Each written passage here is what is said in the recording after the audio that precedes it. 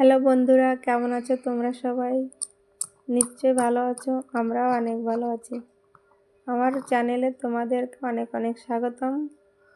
আমার এই ছোটো চ্যানেলে তোমরা যদি পাশে থাকো তাহলে হয়তো আমি একটু আরও সামনের দিকে এগোতে পারবো। আজকে আমি আমার চ্যানেলে নমকিনের সবজির রেসিপি নিয়ে এসেছি। তোমরা দেখতে থাকো কিভাবে আমি এই রেসিপিটা বানাই। এই রেসিপিটা বানানোর জন্য 2টো পেঁয়াজ, 3-4টে হরি মির্চি, একটা টমেটো আর 2 থেকে 3 কোয়া রসুন আমি ব্লেন্ডারে ব্লেন্ড করে নেব। মশলাটা ব্লেন্ড করে নেওয়ার পর কড়াই বসিয়ে দিয়ে কড়াইতে তেল গরম হয়ে যাওয়ার পর জিরা ফোড়ন দিয়ে কেটে রাখা পেঁয়াজ কুচি দিয়ে একটু পেঁয়াজ কুচিটাকে হালকা করে ভেজে নেব। পেঁয়াজটা যখন অল্প অল্প ভাজা হয়ে যাবে তখন আমি যে মশলাটা গ্রাইন্ড করে রেখেছিলাম ওই উপর থেকে ওই মশলাটা আমি দিয়ে দেব। দিয়ে একটু নাড়াচাড়া করে নেব।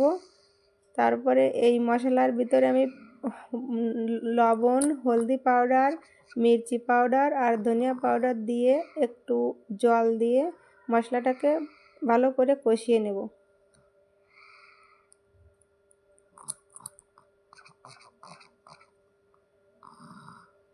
মশলার থেকে যখন একটু তেল ছেড়ে দিবে তখন আমি ওই মশলার ভিতরে অল্প 1 কাপ পরিমাণ দুধ দিয়ে দেব।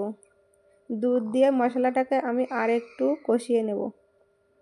যখন মশলাটা কষানো হয়ে যাবে তখন দেখো মশলা থেকে অনেকটা তেল ছেড়ে দিয়েছে, মতলব আমার মশলা কষানো হয়ে গেছে। মশলাটাকে আর একটু নাড়াচাড়া করে নিয়ে এর উপর থেকে আমি এবার অল্প করে 2 কাপ পরিমাণ জল দিয়ে দেব। জলটা যখন একটু ফুটে উঠবে তখন আমি উপর থেকে এই নমকিনগুলো দিয়ে দেব। নমকিনগুলো দিয়ে অল্প নাড়াচাড়া করব, বেশি নাড়াচাড়া করব না। বেশি নাড়াচাড়া করলে এগুলো ভেঙে যাবে। এরপর আমি 2 থেকে 3 মিনিট একটু জাল দিয়ে নেব।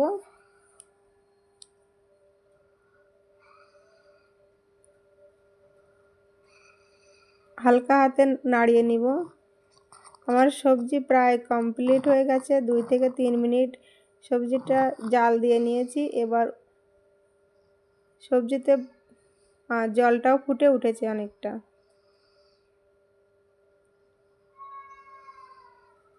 এবার আমি সবজিতে উপর দিয়ে কেটে রাখা ধনিয়া পাতা কুচি দিয়ে সবজিটা নামিয়ে নেব। এটা রুটির সঙ্গে খেতে অনেক বেশি টেস্টি লাগে। আমার ভিডিওটা দেখার জন্য তোমাদের অনেক অনেক ধন্যবাদ।